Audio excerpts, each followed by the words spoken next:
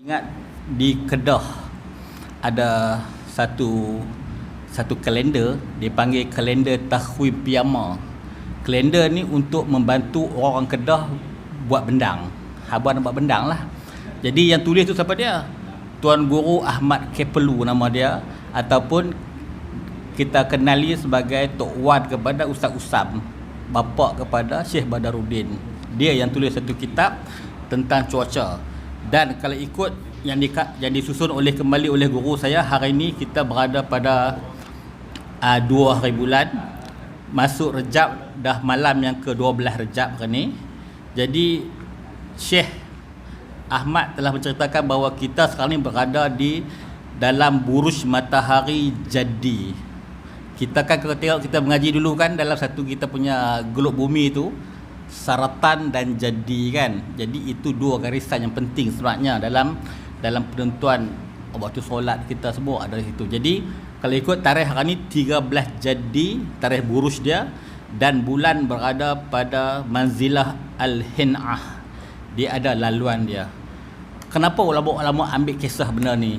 Bila bulan lalu, belakang dia ada buruj apa? Bintang lalu, belakang ada buruj apa? Matahari lalu, belakang ada buruj apa? Ini nak tunjukkan kepada kita kesan cuaca dan juga iklim kita sebenarnya. Jadi macam hari ni lah, macam hari ni ditulis oleh ulama-ulama kita, hari ni laut teduh. Laut teduh makna kata laut tak hujan, tapi darat boleh jadi hujan. Dia ada banyak faktor lah hujan ni. Kalau ikut kita dah masuk kemarau dah, tapi kerana ada luruan angin monsun daripada lautan Pasifik tu lepas sampai kat kita, itu yang kadang-kadang hujan tak boleh dijangka lah. Kemudian dia kata lagi, ketika ini angin timur laut angin timur tepat, maka kata angin timur betul direct daripada timur, olakan daripada timur laut, ada sikit gangguan daripada belah timur laut dia kata. Dan keadaan bulan pada hari ini nama dia Buharun, yakni bulan cahaya silau. Kalau langit elok, kita boleh nampak bulan, cahaya dia mula menyilau. Hari pertama dia lagi sempit, kecil, kedua, tiga, empat, hari ini malam ke-12 dia kuat besar dah. Dia kuat besar nak jadi penuh dah kan. Kemudian banyak lagi yang ulama-ulama cerita, ulama-ulama catatkan tentang ilmu falak. Jadi nak tengok hari ni yang kita punya mainnya hari ni ilmu falak lah. Falak ni apa dia? Falak ni ialah ilmu yang mengkaji jasad-jasad yang dekat langit. Kita tak kaji tanah, tak kaji pokok, kita kaji bintang, matahari, bulan, planet dan juga buruj-buruj yang ada kat langit. Itu kajian ilmu falak sebenarnya.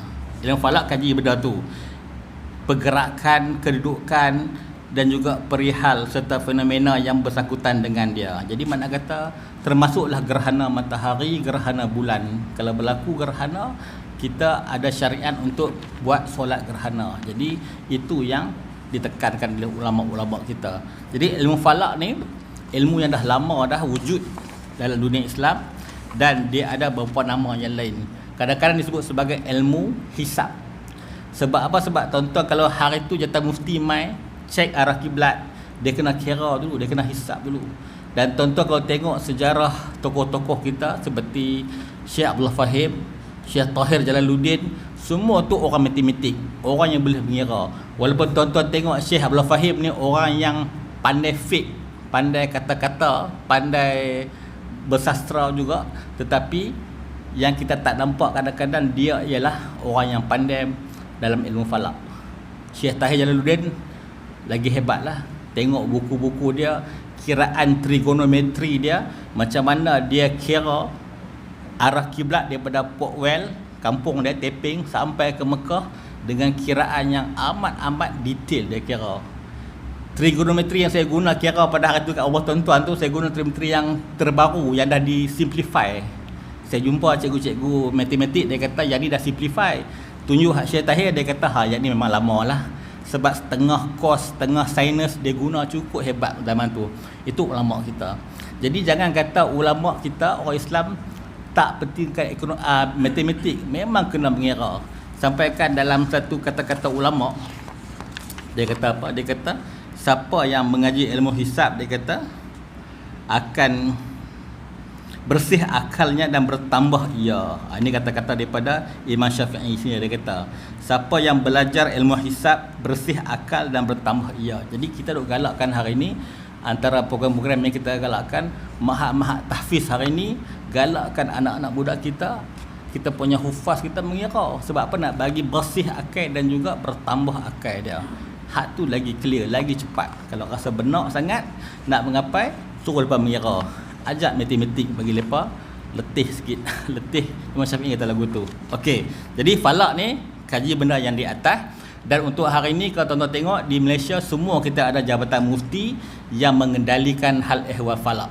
Jadi falak ni kalau ikut yang kena dengan aspek ibadah dia, aspek ibadat ada 3 aja. Yang pertama arah kiblat, yang kedua waktu solat, dan yang ketiga anak bulan, hak nak raya puasa itulah. Jadi aspek ibadat.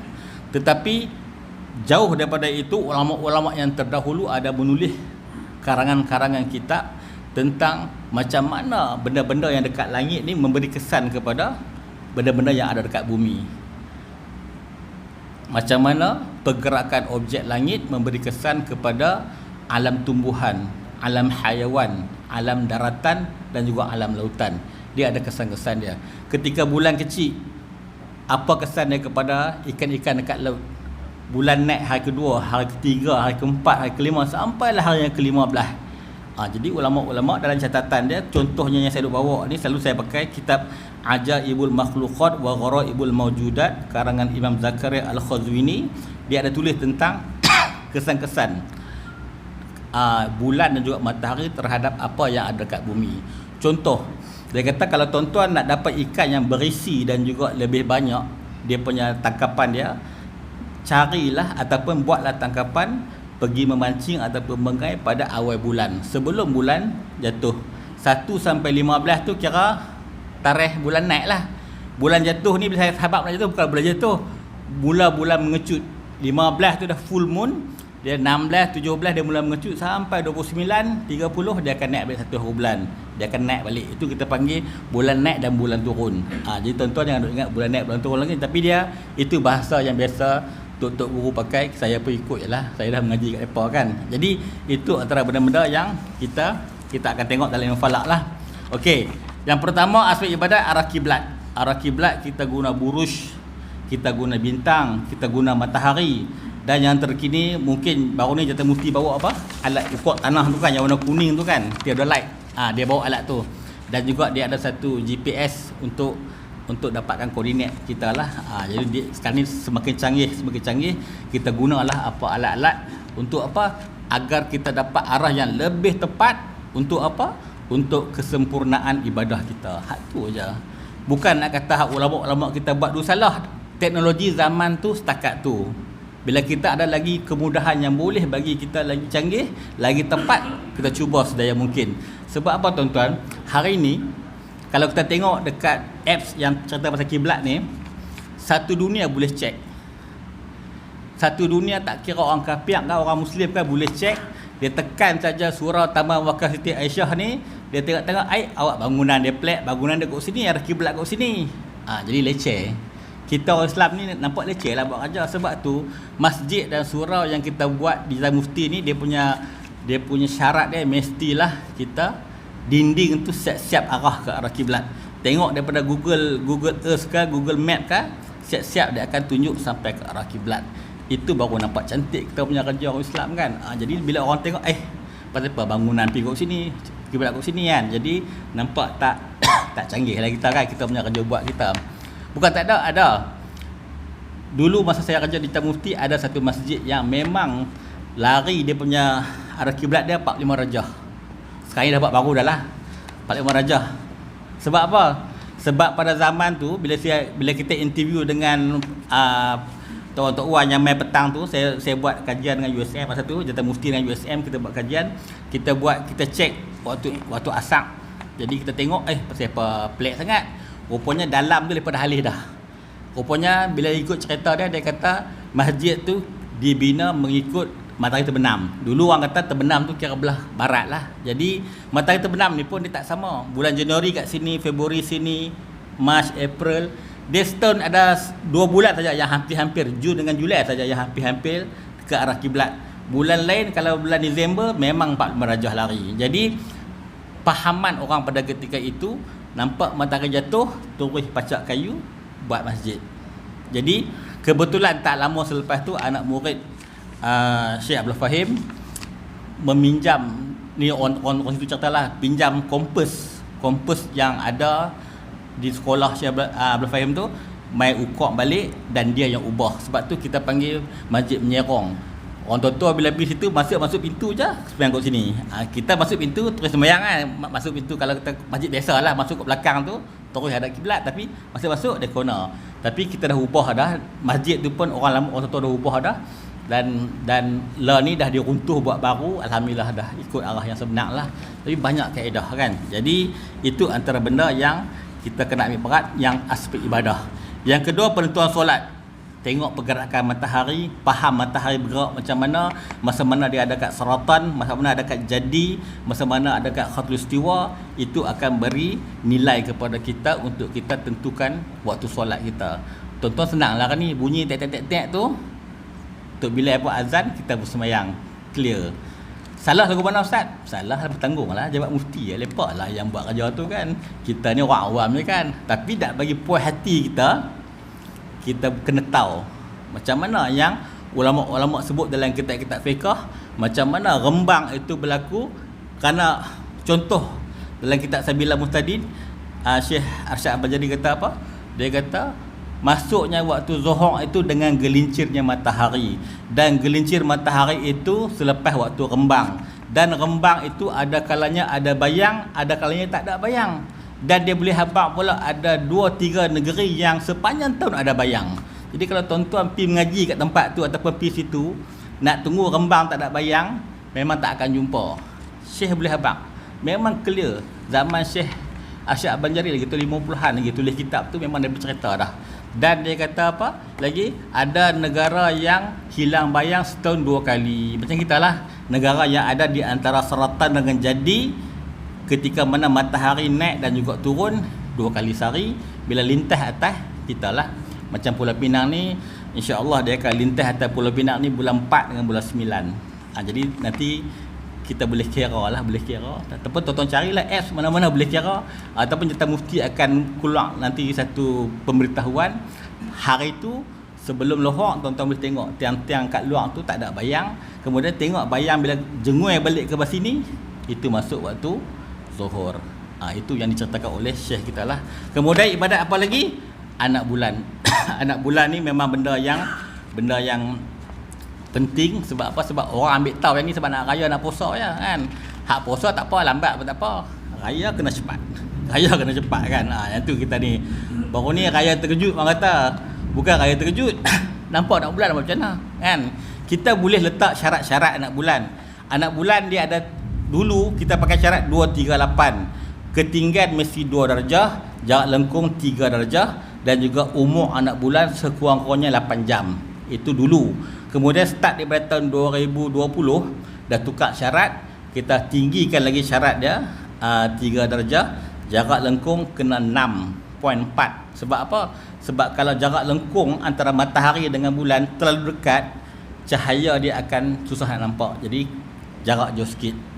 Yang ni pun masa 20 tahun untuk berubah. Kita boleh buat satu syarat, tapi kalau Allah Ta'ala nak kata hari tu aku nak tunjuk anak bulan kat hampa, hampa dia ikut yang benar? Ikut hilal lah. Ikut nampak. Sebab apa? Sebab Nabi kata apa? Puasa dan raya kamu dengan nampaknya anak bulan. Nampak anak bulan. Jadi kalau kata nampak, raya. Hari tu hak kes baru ni nampak di Labuan lah. Sebab kami masa tu saya duduk kat Pahang, saya raya di rumah mak mentua saya duduk Pahang. Lepas tu masa tengok pengumuman tu, kita ikut data memang tak nampak anak bulan. Selasa baru nak raya. Kita pun relax lah, ketupat apa tak buat apa lagi lah, duduk relax lah. Tu bila Pak Long tu cakap pukul 8.30 tu, orang edit kot ni. Kita boleh kata orang edit kot. Esok raya, lepas kata betul kan bang, esok raya. Dia kata orang edit ni. Lah ni macam-macam boleh edit. Lah rupanya pada masa petang tu saya dah dapat dah WhatsApp daripada geng-geng Sabah. Lepas kata lepas nampak, tapi tunggu pengesahan daripada JAKIM saja. Bila kita hantar tu, nampak macam mana, gambar macam mana, pengakuan orang yang nampak tu macam mana. Jadi setelah dengan banyak proses lah, lama, Sebab tu pukul 8.30 baru mereka boleh sahkan bahawa Isnin tu raya. Sebab apa? Sebab Sabah lepas 6.30 dah buka puasa dah. Tapi pengesahan tu ambil masa sebab kena soal siasat orang yang nampak tu. Sebab apa? Sebab ni benda hukum. Satu Malaysia akan tanggung ni. Jadi pengesahan tu kena dengan sumpahnya orang yang nampak tu, dengan sahnya orang yang nampak tu betul-betul nampak, bukannya rakam gambar sendiri, rakam tapi nampak. Dia kena semua pengesahan 8.30 baru kita perasan. Tapi Abang Ipak saya kata, betul kan ni? Kata ni ahli falak kata Selasa. Petang tu semua tanya, saya kata Selasa lah. Sebab apa? Tak pernahnya dah jadi dalam sejarah kita. Kalau syarat tak cukup, memang tak nampak. Tapi Allah Ta'ala nak habak kat kita, nak tunjuk kat kita siapa punya kuasa kan. Nak bagi nampak, apa follow semualah. Jadi saya malam tu pukul 12 baru adik ipar saya kacau pulut. Pukul 2 baru selesai kita balik ketupat kat sana. Pagi esok dengan mata dah tak larat dah. Rupanya di Pahang lepas sembahyang awal pukul 8 sembahyang raya. Di sini kita lajak sikit 8.30 kan. Lepas pukul 8 dah sembahyang dah. Allahu Akbar, kalang kabut kita. Tapi itulah benar-benar ibadat ni kita boleh belajar, kita boleh mengira nak bulan, kita boleh tahu kedudukan dia. Okey. Jadi kemudian ada gerhana lah. Gerhana kalau tuan-tuan tengok, gerhana bulan, gerhana matahari memang benda-benda hebat. Yang tuan-tuan tengok ni gerhana bulan. Ni saya rakam ni dengan rakan-rakan dekat Maldives. Ni Maldives ni. Betul-betul gerhana cincin dia panggil. Ni saya dengan tim Simlaya, dengan Negeri Sembilan, dengan Perak, UPM, kita pergi satu grup, kita dapat gambarnya elok insya-Allah. Tapi Maldives lah. Maldives ni cabaran sikit lah kan. Cabaran orang-orang yang sekitar tu lah. Nak mandi tu semua kan. Kita ni kita tak boleh pergi jauh sebab kita buat kat hotel yang kita menginap dan ada kolam, buat tepi kolam tu dah orang mandi lah gitulah. Okey. Jadi ilmu falak dan juga kehidupan. Satu lagi lah, tadi falak dan juga ibadah.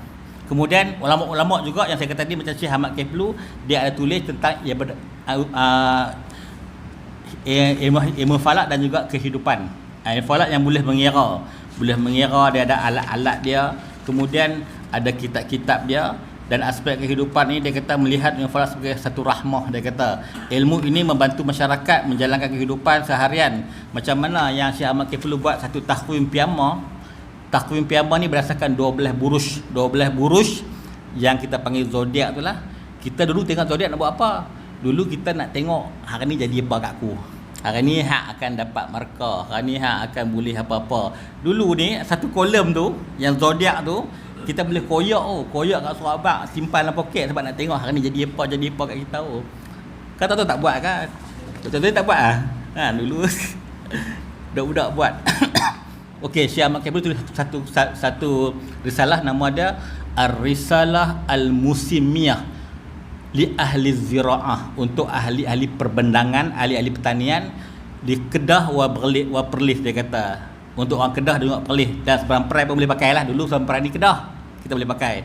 Jadi dalam tu 12 bulan Syekh Ahmad Keflu dah letak dah pada hari ni tarikh sekian di antara 10 hari bulan April sampai 9 hari bulan Mei berada buruj apa kat langit. Ketika ini dia kata ayak lot macam ni, ribut macam ni, banyak burung-burung keluar, tanam padi masa ni. Jadi masa tu dia dah atok dah untuk setahun tu, masa mana nak tanam padi, masa mana nak kerak padi, masa mana nak masuk ayak, masa mana nak kita nak pi ke laut, tak pi ke laut sebab ada ribut, semua dia tulis dalam tu.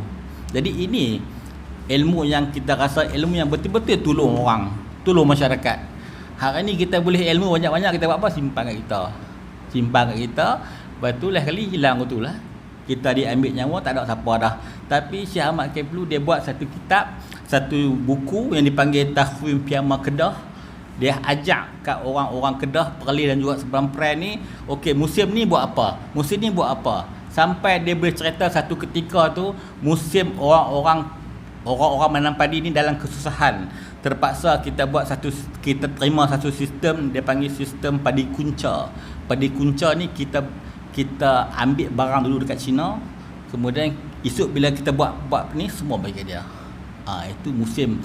Orang tua-tua yang tanam padi pernah rasa zaman tu. Bila satu zaman kita tak bersedia dengan bekalan, memang kita akan satu zaman yang tak jadi padi, kita kena ambil barang pada orang. Dia habaq semua barang mahal lah, semua dia ada. Itu antara yang dicerita oleh ulama dalam kitab tu lah. Jadi kita memang memang bila saya jumpa kitab tu memang kita amat kagum lah. Sebab inilah satu benda, satu ilmu yang boleh tolong orang kampung. Habaq dengan cuaca hujannya, musim ributnya, jangan pergi kelut time ni sebab apa, sebab sana ribut. Jadi semua dia cerita dah, dia bagi tahu kita. Jadi itu antara benda-benda yang kita nak cuba korek hari ni lah, benda-benda falak ni.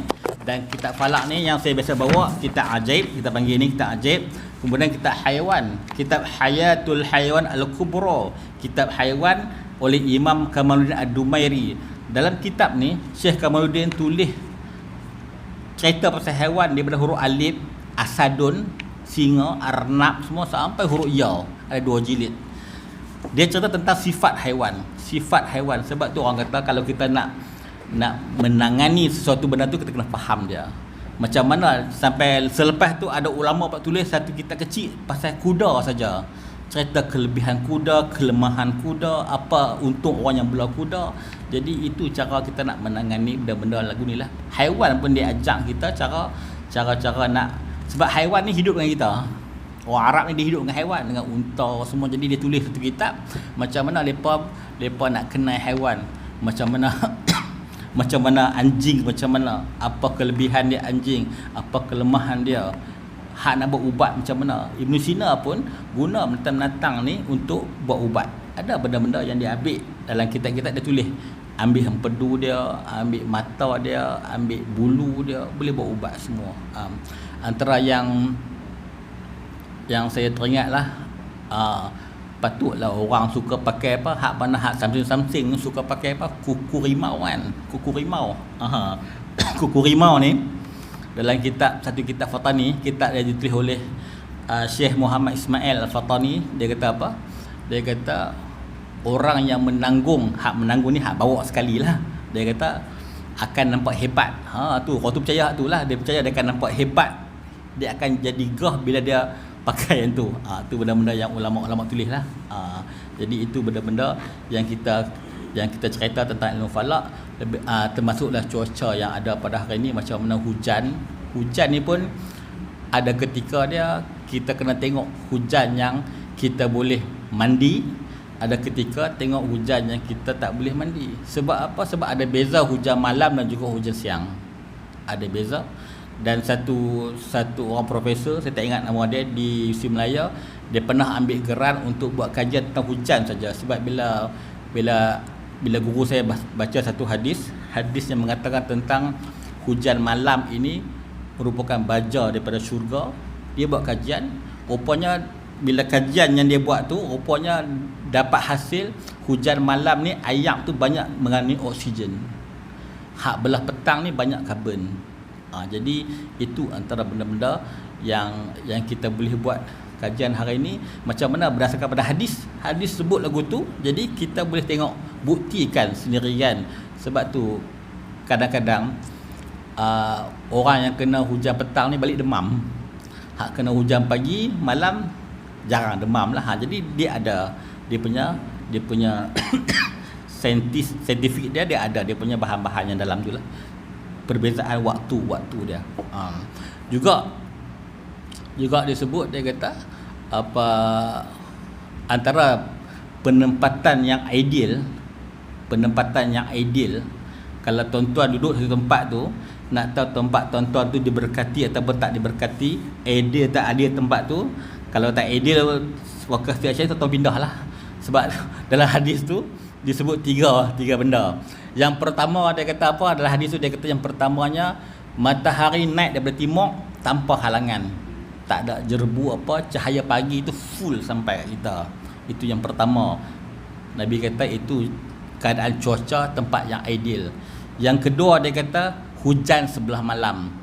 Tempat tu malam selang, bukan hari-hari dah, selang 2-3 hari hujan, 3 hari sekali hujan malam.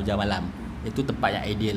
Yang ketiga dia kata apa? Dia kata yang ketiga, tempat yang ideal ni, kedengaran bunyi guruh dan kilat ni sayup-sayup jauh-jauh. Sebab apa? Sebab tugas kilat dan juga guruh ni untuk menakut-nakutkan kita. Allah Ta'ala saja nak bagi takut, ingat dekat Allah Ta'ala. Sebab tu kalau kita kerap dengar, kerap rasa, kilat boleh panas sampai ke depan tu, boleh nampak satu jalur tu memang kita bukan tempat yang elok lah. Lagu tu lah kata ulama, lagu tu lah. Sebab apa? Sebab bila kita dah capai satu pendapatan kita, kalau kita jaga kawasan qaryah kita, jaga kawasan taman kita, kita hidupkan surau kita, insya-Allah Allah Taala akan, kita boleh capai taraf baldatun thayyibatun wa rabbun ghafur. Itulah tempat yang diberkati. Dan memang kita tengoklah kalau sejarah negara Sabak tu pun, sampai kita angin yang ada tu pun angin-angin yang bertiup tu angin-angin yang beri manfaat. Sampai kan kalau musafir luar masuk ke negara Sabak tu, diceritakan dalam sejarah, masuk dalam negara Sabak tu, masuk saja kena angin di kawasan tu, di negara tu, luruh habis ulat-ulat yang ada kat baju. Sebab apa? Sebab terlalu hebatnya cuaca yang Allah Ta'ala bagi kepada penduduk kawasan yang Allah Ta'ala sebut sebagai baldatun thayyibatun wa rabbun ghafur. Allah Ta'ala ampun semua dosa-dosa penduduk kawasan tu. Jadi apa kita nak kan? Bila Allah Ta'ala ampun dosa kita ni, apa kita nak lagi kan? Antara sebab kita terhalang doa kita makbulnya sebab apa? Sebab banyak dosa lah. Bila Allah Ta'ala ampun semua dosa kita, insya-Allah kita dapat mencapai tempat yang elok lah. Yang kita nak cari yang itulah, saya dok habar kat qaryah-qaryah, taman-taman, kita usahakan tempat kita dulu. Bila kita tempat kita, walaupun hak luar tu banyak maksiat, tapi kawasan kita jaga, insya-Allah Allah Taala akan keliling jaga kawasan kita, dan kita boleh dapat dia. Kalau kata nak dapat habuan Allah Taala ni banyaklah, banyak. Kalau Allah Taala dah restu penempatan tu, tuan-tuan aku boleh rasa binatang hak mai kat kita pun semua burung-burung hak mai, burung hak elok lah. Gagak antara hak tak elok lah. Kalau banyak gagak tu, tempat tu kotor lah. Lalat nanti tak ada, ramah-ramah nanti mai, burung-burung hak bunyi sedap pagi. Itu ada tempat-tempat bila kata kawasan tu ataupun kampung tu diberkati Allah Ta'ala, dia akan mai benda-benda yang elok, dan makhluk-makhluk yang Allah Ta'ala suka semua akan mai kawasan kita. Dalam Falak juga saya selalu cerita tentang apa? Tentang ayak embun. Nak dapat ayak embun bukan senang. Ayak embun ni antara benda-benda yang orang kata sebagai awet muda lah kepada otot-otot. Dulu orang cari ayak embun nak buat minum. Orang dulu pun mandi kan, tengok mak kila paling seronok kan, dia ambil ayak embun lah. Tu biasa-biasalah orang silat mentau lah benda tu kan. Tapi ayak embun tu, itu kelebihan dia untuk merangsang otot-otot dalaman. Dia ada kelebihan dia. Dan ayat embun ni Allah Ta'ala sebut dalam surah Al-Baqarah, satu ayat yang panjang tentang kebun-kebun. Allah Ta'ala sebut apa? Fa'in lam yusibha wabilun fatal. Kalau kami tak turunkan hujan yang lebat ke atas kebun-kebun tu, fatal, memadailah dengan hujan renyai-renyai ataupun ayat embun. Kenapa? Kerana dia ada dua tugas. Hujan yang lebat untuk menumbuhkan pokok, menumbuhkan bunga, tetapi ayat embun untuk meranumkan buah-buahan. Kalau tak ada ayat embun, buah akan lambat ranum, kena pakai kabat lah. Tapi kalau kawasan tu ada ayat embun, insya-Allah dia akan ranum cantik di kawasan dia. Dan ayat embun juga penting untuk orang yang menternak kelulut. Kalau tuan-tuan buat kelulut ni, pastikan kawasan tu kawasan yang senang dapat ayat embun, baru dia boleh elok, segar elok lah. Itu antara benda-benda dia lah. Dan satu lagi, kalau kawasan tuan-tuan juga kawasan-kawasan yang ideal yang Allah Ta'ala hantar makhluk dia, satu lagi saya selalu baca angin. Allah Ta'ala hantar satu angin, nama dia angin An-Nasim, angin yang lembut, bukan angin sepuluh bahasa, bukan angin kerajaan jatuh, angin lembut je kata, angin lembut je. Dan angin ni ada dua kali sehari bertiup. Yang pertama angin An-Nasim As-Sahari, angin lembut ketika waktu sahur sebelum subuh. Makna kata jangkaan lebih kurang sejam sebelum subuh tu, itu Allah Ta'ala hantar angin An-Nasim As-Sahari. Dan orang Arab kalau ikut kita ajib, dia kata apa? Dia kata fahiya An-Nasimus Sahari, dia kata itulah angin Nasim waktu sahur. Dia kata yaltazzu bihin nas, dia kata melazatkan tubuh badan manusia. Dia kata wayatibun naum, dan juga menyedapkan orang yang tidur. Hak tidur pun dia lagi kuat seorang tidur, tapi hak mangkit ni, hak jaga, dia akan lebih rasa segar. Dan dia kata waja'alaha 'alal maridi rahatan lihubu biha. Dia kata dan angin ni juga boleh menyembuhkan orang yang sakit dengan tiupan dia. Sebab tu dia kata dalam kitab ni Syekh Zakaria kata orang Arab kalau depa rasa angin tu bertiup, angin tu daripada timur. Tuan-tuan kena ingatlah timur. Timur belah mana? Sebab tu dalam falak ni kena tahu mata angin. Sebab kita akan habaq angin timur, angin barat, angin selatan, angin utara. Angin ni belah timur. Kalau dia main belah timur tu, orang Arab kalau rasa angin tu dia akan buka pintu, buka tingkap biar masuk dalam rumah. Dia akan dapat kelebihan lah. Semua ni makhluk Allah Ta'ala. Allah Ta'ala hantar makhluk dia tertentu, bukan ada hari-hari, kepada orang yang terpilih. Hak dia pilih saja Allah Ta'ala hantar benda yang elok-elok. Hak tak terpilih tu usahalah, doa lagi usaha. Sebab kita ni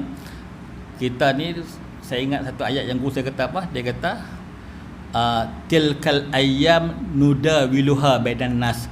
Hari-hari ayam tu hari Allah Ta'ala, dia kata kami gilang gantikan di antara manusia. Dia kata hari-hari Allah Ta'ala ni apa dia? Syekh Jamaluddin dalam kitab kitab Jalalain dia kata ayyamullah ni dia kata ada dua. Yang pertama hari-hari minhah, hari-hari pemberian anugerah, dan kedua hari mihnah, hari celaka. Jadi makna kata hari gembira dan juga hari yang tak gembira ni Allah Ta'ala akan gilang gantikan. Jadi ayat ni kata guru saya, kalau kita faham ayat ni kita akan rasa lapang dada. Macam baru ni lah ada kata awak lah aku kena COVID 2 kali kena COVID, 3 kali kena COVID, hang tak kena pun. Kita kena bila kita tengok ayat ni Allah Ta'ala kata tilkal ayyam nudawiluha bainan nas, kami gilang gantikan. Hak dia kena mungkin hang tak kena satu hari, dia kena hak lain pula. Jadi kita akan rasa lapang dada bila mana tak kita ingat ayat ni, kita akan kata tak apalah, hari ni aku kena. Allah Ta'ala pilih aku untuk kena COVID, untuk aku berubat, untuk aku jadi kuat. Tapi hak kena COVID tak kuat tu dah. Hak kena COVID sampai kelar, kena pula. Wallahu a'lam bissawab. Tapi itu kita ketiaklah, kita ketiak. Jadi kadang-kadang kita kena hari minhah anugerah, kadang-kadang kita kena hari mihnah. Jadi itu yang benda-benda yang kita kena ingat. Okey, tu dia cerita apa falak ni. Tuan-tuan nanti pening falak, pergi kok ni kan. Okey. Bersempena dengan bulan Rejab ni, kita tengok sikit apa kata ulama, macam mana sejarah dinamakan bulan Rejab. Rejab ni dia ada nama, setiap bulan tu orang Arab bubuh nama, dan dia ada dia punya apa, dia punya sebab-sebab dinamakan bulan itu bulan Rejab. Tak mana pula dah tanda dah itu.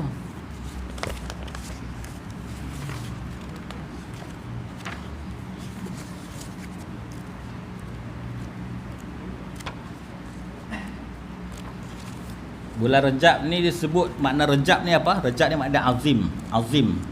Makna dia besar. Rejab ni makna dia besar. Ataupun dia kata apa? Wa yuqalu lahu aidan al-asam. Rejab juga dinamakan sebagai bulan bisu. Dia kata bulan bisu. Li'annahu la yusma'u fihi sautul mustaghis. Kerana tidak akan kedengaran lagi padanya suara meminta tolong.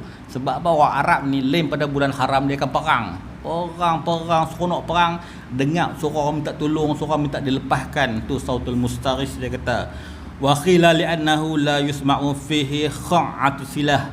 Tidak kedengaran bunyi dentingan parang ataupun pedang. Dia kata sebab tu bunyi, dia kata bulan asab, bulan bisu. Dia kata wa yuqalu lahu aidan al-asab, juga dinamakan bulan Rejab ini bulan pemberian. Li'anna Allah Ta'ala yusibu fihi ar-rahmah. Allah Ta'ala bagi dalam bulan Rejab ni rahmah wal maghfirah ala ibadih, dan juga keampunan kepada umat dia. Jadi makna kata, dan juga dikatakan, dia kata wa kana fil jahiliyati, di zaman jahiliah dia kata iza arada mazlum ay yad'u ala zalim akharahu ila dukhuril Rejab. Dia kata orang zaman jahiliah pun, orang Arab pun, kalau dia kena buat zalim, dia kena buat naya dengan orang, dia tak doa lagi kepada Allah Ta'ala, dia tak doa lagi bagi dia kena balas dendam. Dia tunggu masuk Rejab baru dia doa. Sebab apa? Sebab dia tahu Rejab ni bulan makbul doa. Jadi kita berada pada bulan yang hebat sekarang ni. Dan pada yang ketujuh dia kata wal 'ishrina lailatal mi'raj, pada hari yang ke-27 di bulan Rejab ini, iaitulah malam Isra Mi'raj. Ni kita kata tu sikit lah. Isra' Mi'raj ni merupakan satu benda yang Allah Ta'ala bagi pada Nabi Muhammad SAW, tak bagi pada orang lain. Orang lain, Nabi-Nabi lain pun tak dapat benda ni. Nabi SAW saja dibawa untuk naik ke langit. Isra' ni berjalan di bawah, Mi'raj naik ke atas. Jadi hak kena dengan falak ni pasal langit lah. Kita akan cerita pasal langit lagi. Jadi dalam suratul An-Najmu ayat 18, Allah Ta'ala berfirman, Bismillahirrahmanirrahim, laqad ra'a min ayati rabbihil kubra. Sesungguhnya ia, yakni Muhammad SAW, telah melihat sebahagian daripada sebesar-besar tanda kekuasaan Tuhannya. Jadi pada malam tu dalam surah An-Najmu sebut laqad ra'a min ayati rabbihi al-kubra, melihat tanda yang besar oleh Allah Ta'ala, tanda kebesaran Allah Ta'ala, melihat dengan mata sendiri. Okey, jadi Isra' Mi'raj ni naik ke atas. Bukan benda yang pelik lah bagi orang-orang yang dah dengar lah kan. Dan tuan-tuan pun kalau ikut Mi'raj ni, Isra' Mi'raj ni, detektor rumah panggil kan. Detektor rumah panggil ustaz-ustaz tu ceritakan. Cuma kali ni kita tengok sikit macam mana pandangan ilmu falak tentang langit yang diceritakan oleh pada kita. Nabi naik sampai ke mana kan. Kalau ikut Mi'raj ni, Nabi naik daripada bumi ni sampai ke Al-Mustawa, yang paling tinggi sekali Al-Mustawa. Kalau kata Jibril takat Sidratul Muntaha je, takat tu je. Nabi sampai ke Al-Mustawa untuk ambil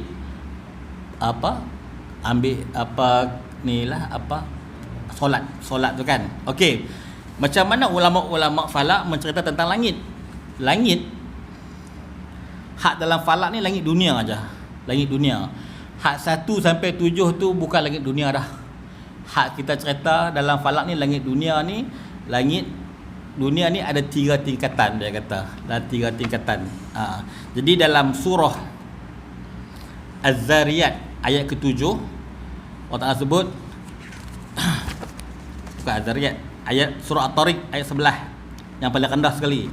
Was-sama'i zatir raja', demi langit yang membalikkan apa yang dihantar kepada dia, ataupun demi langit yang mencurahkan air hujan. Itu tingkatan langit yang pertama.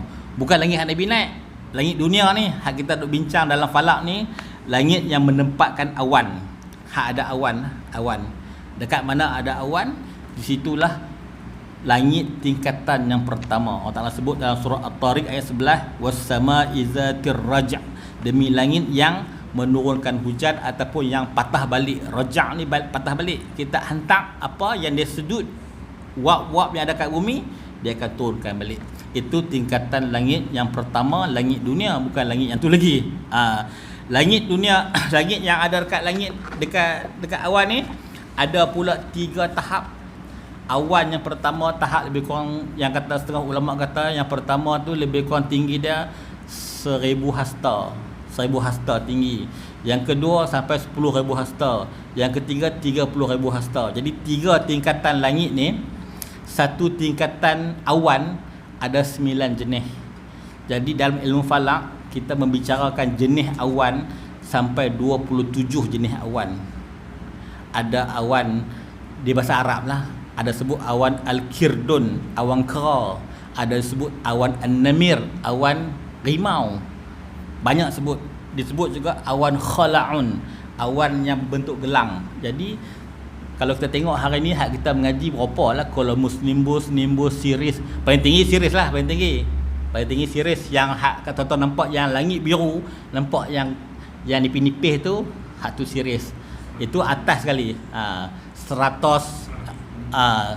Jadi dia hak kita tengok, saya ingat dalam berapa belas aja ataupun yang di nama itulah yang ada. Tapi kalau dalam ilmu falak, kalau kita ada masa nanti kita kaji, ada 27 nama. Satu tingkatan yang hak 1000 hasta tu 9, naik 10,000 hasta 9 lagi, 30,000 hasta lagi 9. Jadi hujan berlaku macam mana? Masa dia antara 2 dan pertama lagi. Hak 3 tu yang Al-Iros dia panggil. Dalam bahasa Arab dia panggil awan Al-Iros. Kita panggil awan, bukan Sirius, awan apa? Sirus lah, Cirrus Cumulus kan. Jadi hak tu yang paling tinggi. Hak tu kita nampak macam dia kadang-kadang nampak macam nipih-nipih. Hak tu tak apa, tak risau. Sebab tu dulu orang tua bila lepas pergi bendang, kita kata tak balik kan, dah gelap dah. Rupanya lepas kenal awan tu, ni baru tingkat kedua dia kata. Turun pertama baru boleh hujan. Jadi dia ada masa yang lepas tahu lah. Sebab tu kadang-kadang kita nak balik kerja naik motor, pulun pakai baju hujan nampak gelap lah, pakai baju hujan sampai ke rumah tak hujan, berpeluh dia punya ni kan. Sebab kita tak tahu awan tu duduk kat mana, awan hak boleh turun hujan tu tingkatannya kat mana. Jadi ini tingkatan yang pertama, was-sama izatir raja', demi langit yang menurunkan hujan. Peringkat yang ada awan, hak itulah tingkatan falak, langit yang paling rendah, langit paling rendah sekali. Kemudian dalam surah Az-Zariyat ayat yang ke-7, Allah Ta'ala berfirman, was-sama'i zatil hubuk. Az-Zariyat ayat ke-7, was-sama'i zatil hubuk, demi langit yang mempunyai jalan-jalan yang ada laluan-laluan dia. Hak ni hak mana? Hak ni langit atas sikit pada awan, langit yang menempatkan bulan, matahari dan juga planet-planet. Jadi dia ada laluan dia. Planet ada laluan dia, bulan ada laluan dia, matahari pun ada laluan dia. Jadi ini tingkatan yang kedua, was-sama'i zatil hubuk. Bagi Rasulullah lalu semua ni, lalu semua ni, sementara sampai al-mustawa semua lalu. Jadi dia tengok sendiri matahari, bulan. Dan dia khabarkan, ada hadis Nabi cerita bila Nabi turun tu, Nabi tengok macam mana matahari dan bulan itu disuburkan dengan apa? Disuburkan dengan zikir-zikir, dia kata. Jadi selama mana kita di bumi ni banyak berzikir, jadi hak akan turun balik kepada kita itu benda yang baik. Jadi kalau tak ada orang yang berzikir, kita akan dapat benda-benda hak turun tu, turun hak dengan kilat, hak hujan batu lah, hak mana-mana hak menyakitkan kita lah. Itu yang ulama kata zikir. Tanam zikir tu kat sana, di sini zikir ni banyak. Zikir ni kata ulama banding senang sekali kita nak buat. Mana-mana saja pun boleh berzikir. Subhanallah, alhamdulillah, la haula wa quwwata illa billah, semua boleh buat. La ilaha illallah, semua kita boleh baca. Paling mudah, tak payah ambil semayang pun. Kalau tuan-tuan nak semayang ni, tuan-tuan cari kiblat apa semua, zikir ni tak mana-mana pun boleh buat. Sebab tu zikir yang paling mudah kan.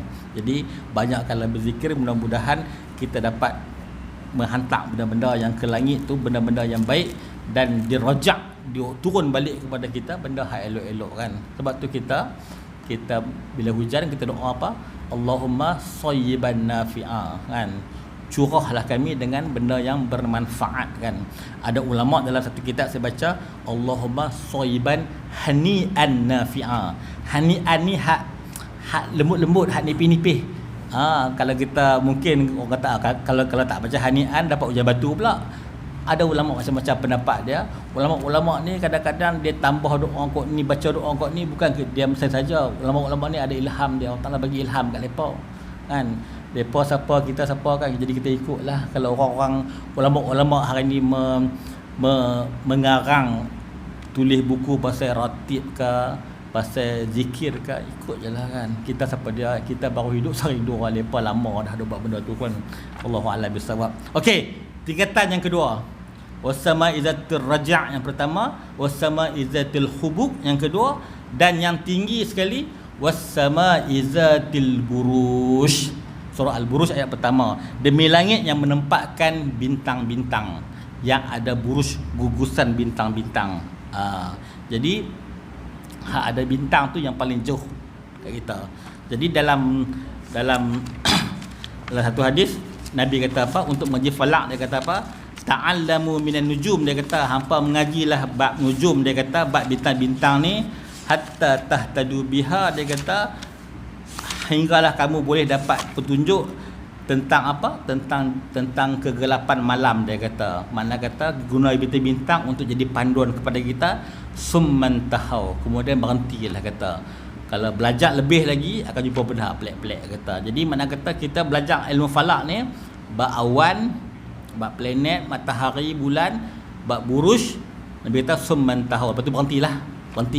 Sebab apa? Sebab sampai ke bintang tu boleh jadi panduan kepada kita. Sebab bintang-bintang dan buruj ni jadi panduan untuk orang pelayaran, untuk orang nak cari arah kiblat. Boleh kalau tuan-tuan memang dalam bulan ni lah, bulan 1, bulan 2 itu bulan 1 atau bulan 12 satu, ada kalau tuan-tuan tengok lepas maghrib ada satu bintang, satu buruj Orion, nampak 3 titik direct, direct ke arah kiblat.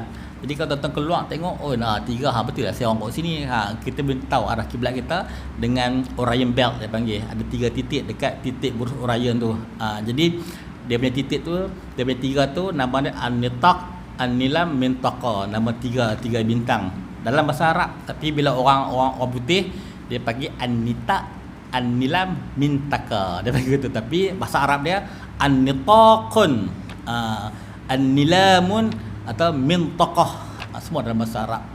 Orion ni pemburu lah. Dia sama ada dia memanah ataupun dia tengah pegang dengan dia punya shield dia dengan dia pegang ni dekat pinggang dia ada tiga tu. Yang tu kita guna untuk tengok arah kiblat.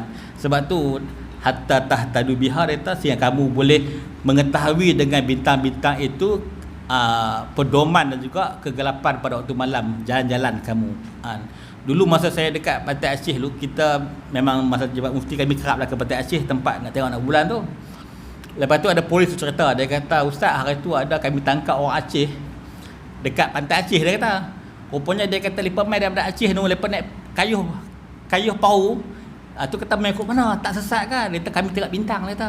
Pok lepas pesan ikut bintang ni je. 3 hari lepas makan ayat laut je kata. Sampai pendarat ke Pantai Aceh. Sebab tu nama dia Pantai Aceh, sebab orang Aceh boleh direct sampai ke situ. Ni polis Sungai Pinang tu saya cerita kat saya kata betul kan? Dia kata betul Ustaz, kami tangkap dah orang tu tak, dia kata. Sebab apa? Sebab dulu orang Aceh memang lepas mai kat situ. Sebab tu nama Pantai Aceh kita pun heran, di Pulau Pinang ada nama Pantai Aceh kan. Lah ni kedai Aceh banyak lah kat sini kan. Kedai Aceh banyak kan. Tapi Pantai Aceh tu lama dah. Lama dah. Kalau tengok tu tempat tengok nak bulan, Pantai Aceh, Pulau Pinang. Itulah tempat saya duk kerja dululah ketika itu. Jadi itu tingkatan langit yang seterusnya lah sampai wasama idzatul buruj, kemudian sampai ke as-sama'ud dunya. Nabi kata apa bila aku sampai ke sama'ud dunya, dia kata sebelum lepas sama'ud dunya dia kata fa iza bidukhan, dia kata asap, datang asap, dia kata. Tanya Jibril kata apa? Asyayatin, semua ni setan semua, dia kata. Rupanya ada satu kelompok setan yang diberi tugas untuk membentuk sebagai awan dan juga asap-asap di sama'ud dunya ni untuk lindung kita daripada boleh tengok lebih atas lagi. Sebab apa? Kalau kita nampak atas lagi, nampak kebesaran Ta'ala, kita akan lebih beriman kepada Allah Ta'ala. Dia kerja dia ditutup. Kalau hari ni, kalau saya tak salah lah hari ni, kalau tonton tengok tonton search dalam Google Nebula ni gugusan macam asap atas lagi daripada galaksi kita ni. Kalau tuan-tuan duduk sini nampak galaksi kita ada satu penempatan nama dia nebula, macam-macam bentuk. Ada nebula bunga ros, ada nebula kepala helang, ada nebula kepala kuda, nebula berolang. Jadi itu semua jenis asap-asap. Wallahu a'lam bisawab. Mungkin inilah yang Nabi nampak pada malam tu, jenis-jenis tu yang Jibril kata asyayatin, semua ni setan semua kata, untuk kita membentuk dan melindung daripada kita dapat tengok kebesaran Ta'ala dengan lebih tinggi lagi lah. Jadi Rasulullah SAW lepas pada benda tu naik, lepas pada as-sama'ud dunya. Lepas sama'ud dunya tak ada kehidupan dah. Tak ada kehidupan macam lah ni lah. Kalau kita tengok, kalau kita sampai kat peringkat galaksi nebula tu, ada lagi tuan-tuan boleh nampak, ada lagi planet-planet, bintang-bintang yang ada berkelip, ada yang berketuk, semua tu kan. Tapi itu masih lagi dalam aspek kehidupan, yang ada hidup ada mati dia. Tapi bila Nabi lepas kepada as-sama'ud dunya, dah tak ada kehidupan dah. Dan Nabi sampai ke satu tempat nama dia Baitul Mamdud, penempatan yang luas, yang kosong. Hak kita sebut dalam doa arwah kan Baitul Mamdud. Sebab tu kita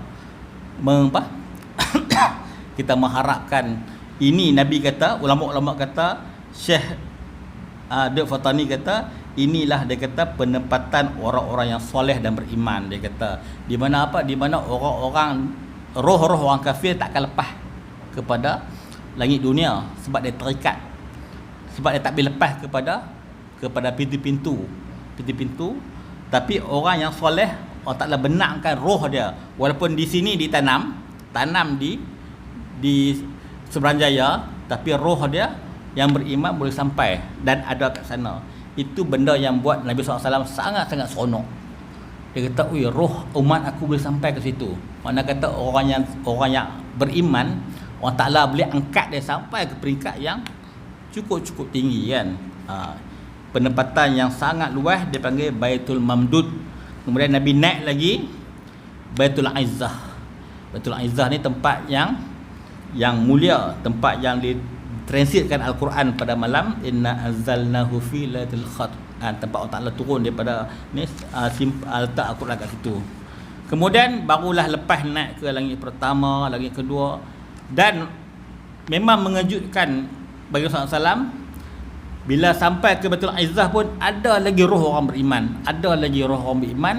Langit pertama pun jumpa juga roh orang beriman, langit kedua. Makna kata umat Muhammad ni kelebihan dia, walaupun dah mati 10 tahun 20 tahun, kalau kita orang yang beriman, roh kita ni boleh sampai, Allah Ta'ala boleh angkat sampai ke langit yang ketujuh kata.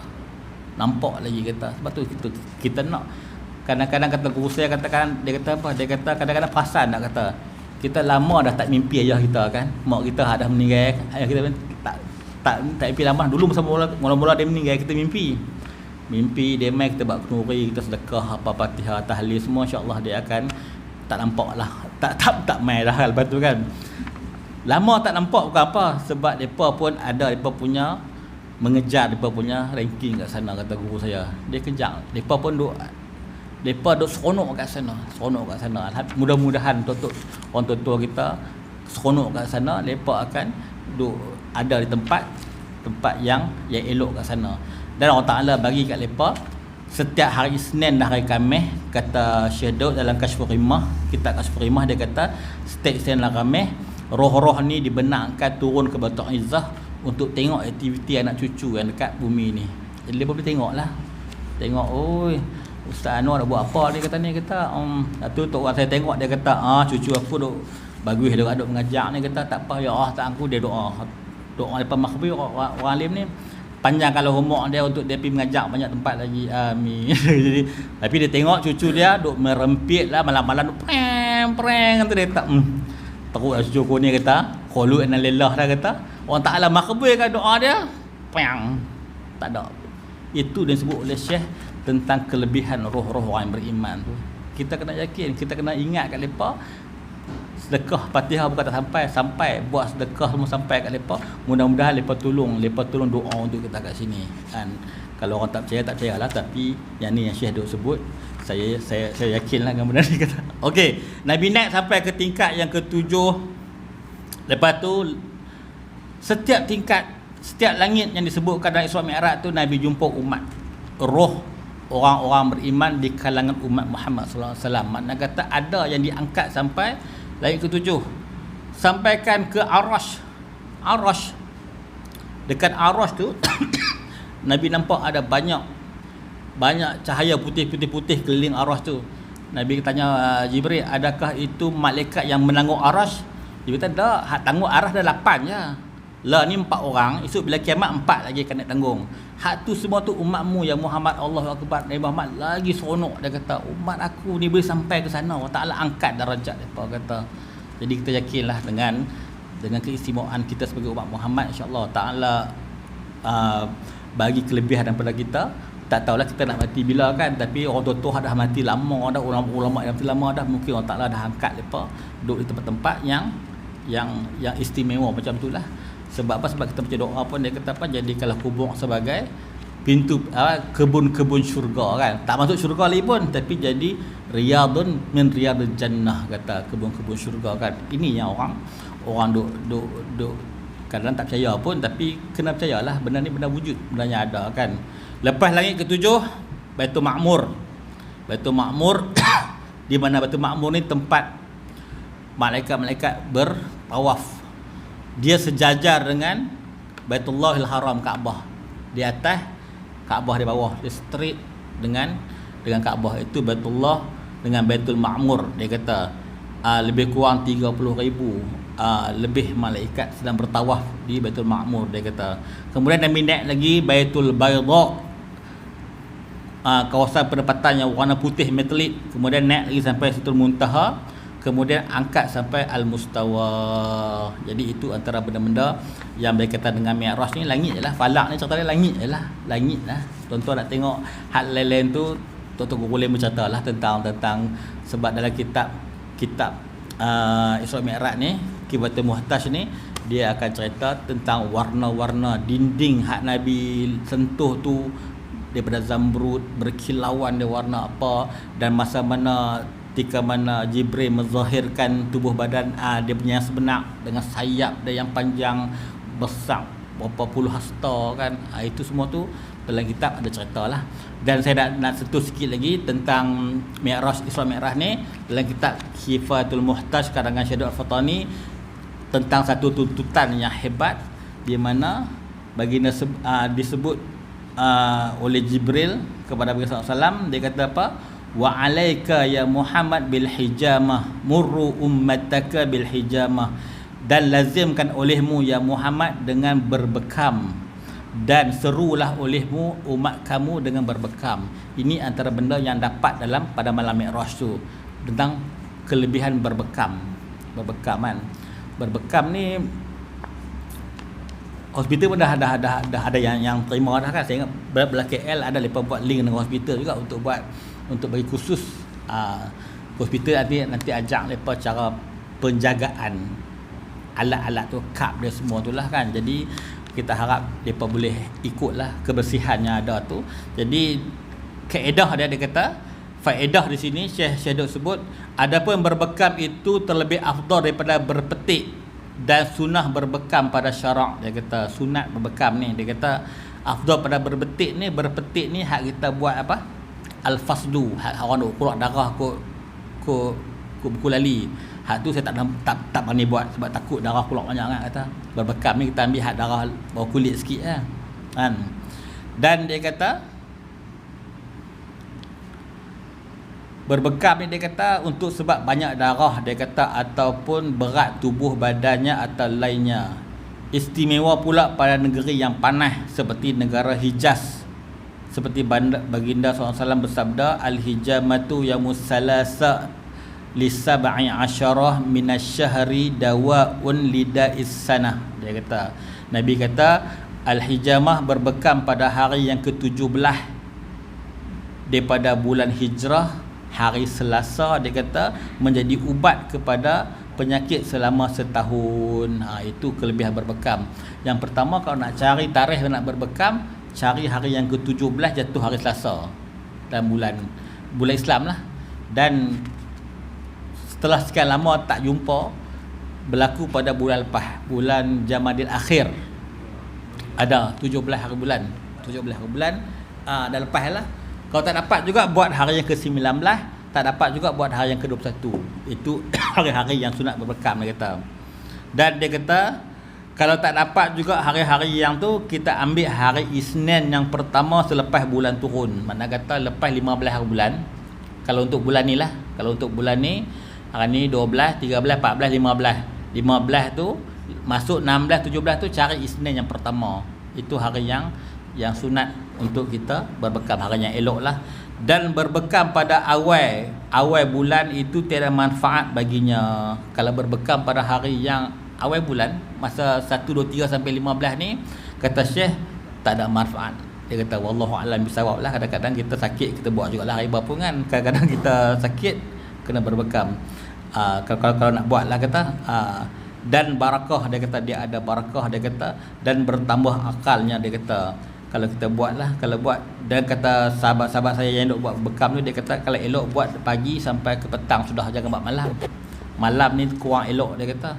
Kita buat sampai asar tu sudahlah hari tu, lepas tu kita berhentilah, kata. Kalau kita nak buat, tunggu hari lain pula, dia kata. Sebab ada orang suka buat malam, lepas insya lepas buat kan, wallahu a'lam bisawab. Tu benda-benda yang antara disebut dalam kitab ni lah. Berbekam itu makruh pada awal bulan dan tiada harap manfaatnya, dia kata. Pada awal bulan makruh, dia kata, dan tiada harap akan manfaat dia, tak ada manfaat langsung, dia kata. Itu tentang berbekam, benda-benda yang dapat pada malam Isra Mi'raj lah. Antara benda-benda yang ulama-ulama sebut tentang Isra Mi'raj, dan juga pada malam yang berlaku tu ada tuntutan yang disebut benda-benda yang ni lah, benda-benda yang hebat dari segi perubatan lah. Hak moden saya tak tahu lah macam mana kan, tapi itu antara yang disebut oleh ulama-ulama. Okey, saya baca sikit tentang benda yang berkaitan dengan bulan. Kalau saya kata bulan. Kitab ni dia kata tentang bulan dan taksiruha. Dia kata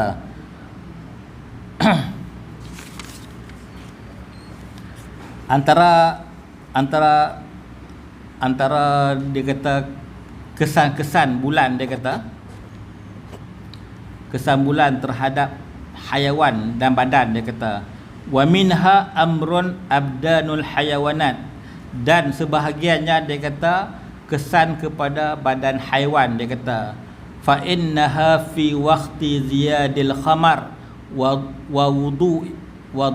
wudu'ihi takunu akhwa. Dia kata dan haiwan ini dia kata ketika mana bulan bertambah, makna kata bulan mula naik hari 1, 2, 3, 4, 5, dia kata takunu akhwa. Dia kata dia akan jadi lebih kuat. Dia kata dia punya badan kuat. Dia kata wasukhunatu, panas dia lebih, warutubatu, dan kelembapan dia pun lebih bagi hak jenis lembab. Dia kata wanumu alaiha aghlab, dan pertumbuhan dia ketika itu lebih lagi. Dia kata jadi kalau kita nak tengok perkembangan, contoh orang yang bela ayam,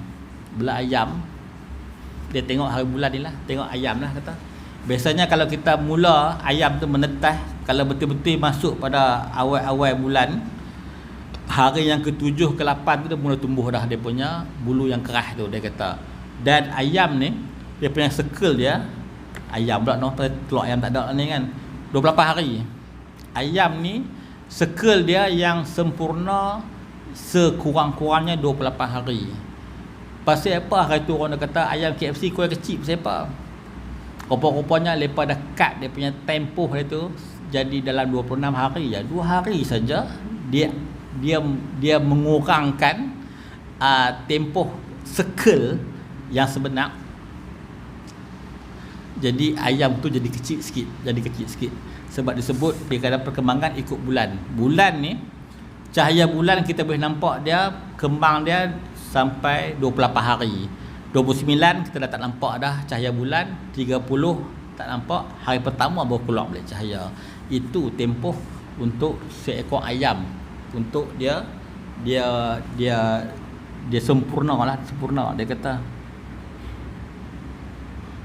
wa minha anal hayawanat, dia kata ketika mana bulan itu memberi kesan kepada haiwan, dia kata taksuru albanaha min ibtida'i ziyadati nuril khamar ilal intila, bahawasanya dia kata bertambah susu haiwan itu daripada permulaan cahaya bulan sehinggalah imtila, sehinggalah penuh. Dia kata sehinggalah penuh, mana kata kalau nak cari susu pun cari susu pada time ni lah, time bulan sampai ke hari 15, 1 sampai 15. Kemudian dia kata lagi wa minha annal insan, manusia juga dia kata iza aksarul qu'uda awin nauma fi du'il khamar tawalladu fi badanihil kasal.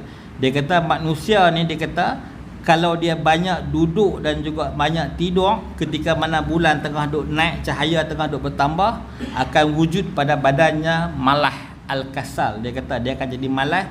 Wal istirja ni jadi manja badan dia. Wa yahiju alaihi zukam, dan akan cepat kena selesema. Wasudang, sakit kepala. Tu dia. Kalau manusia ni ketika mana bulan tengah duk naik sampai ke 15 hari bulan tu, kalau dia banyak lena, banyak tidur, dia akan jadi malas. Banyak malas. Wa minha as-samaku, annas samaka yujadu fil bihar wal anhar min awalis syahri il imtilai aksaru mimma yujadu minal imtilai ila akhir syam. Dan ikan itu terdapat dengan banyaknya di laut dan juga sungai-sungai daripada awal bulan sampai ke bulan penuh, lebih banyak daripada bulan mengecut sampai ke akhir bulan. Dia kata nak kita ikan cari time ni lah, kata malam bulan penuh tu ikan akan banyak sangat betul-betul selepas bulan tu gelincang ke sebelah barat. Malam bulan penuh, malam 15, malam 14, bulan naik. Maghrib dia naik. Jangan pergi lagi. Jangan lagi. Sampai dia pukul 2, bila dia gelincang, dia dah beralih ke belah barat. Ketika itulah banyak sotong-sotong lagi kan. Kenapa? Kerana pada mula dia naik tu, sotong-sotong dan juga ikan-ikan ni akan melepaskan dia punya benih-benih ke bawah. Dia ada circle dia sebenarnya, ada circle. Dia kena lepas benih dia untuk tinggalkan zuriat dia, kemudian dia akan naik serah diri ke atas. Itu dia punya tabiat dia. Setiap bulan dia kena buat lagu tu. Tidak habislah kita kalau semua pakai tak mau naik atas, habislah kita tak dapat apa kata. Jenis pergi market Jenis pergi market beli ada mungai tak ada apa kan. Jadi itu dia punya circle dia. Circle dia berdasarkan bulan. Bulan. Wa anna hasyaratul ard, dia kata. Dia kata serangga-serangga yang berkepak dan bersayap ini, dia kata keluar daripada sarang dia, daripada pertengahan yang pertama lebih banyak daripada yang kedua. Maknanya kata 1 sampai 15 banyak lepas keluar, dia kata. Dan kemudian dia kata wa kullu hayawan yalsa' au ya'id fa innahu fin nisfi awal min syahri akhwa minhu. Hak jenis ada sengat dan juga racun, awal bulan lebih kuat sengat dia berbanding dengan selepas bulan jatuh. Kalau kita kena ketit kala jengking, tengok kalender berapa bulan, baru 5 Ustaz. Apa dia kata, cepat-cepat pergi hospital, balut ambil ubat kuat sikit. Sebab apa? Sebab awal bulan sengat dia kuat kan. Kalau kita kena hujung bulan, relax lah. Ni hari dah 25 bulan dah, kata hujung-hujung dah ni. Jangan pergi juga hospital lah. Sehari mudarat kena potong tangan pula kan. Cuma kekuatan dia kurang. Yalsak, hak jenis-jenis menyengat, hak jenis beracun ni, dia kurang daripada dia punya kekuatan racun tu lebih kuat ketika awal bulan. Mana kata 1 sampai 15, biasa sebut awal ni 1 sampai 15. Nisfu kedua ni 16 sampai 30 tu dia kurang kuat dah. Dan juga disebut, dia kata haiwan-haiwan yang mencari an-nasiba'u, hak jenis haiwan-haiwan liak ni, dia kata asyaddu talaban lis-saidi minha fi nisfil akhir. Dia kata kalau kata hak jenis-jenis hak kita nak pergi cari, kita nak pergi cari rusa, nak cari landak, nak cari hak benda-benda napuh semua ni kan.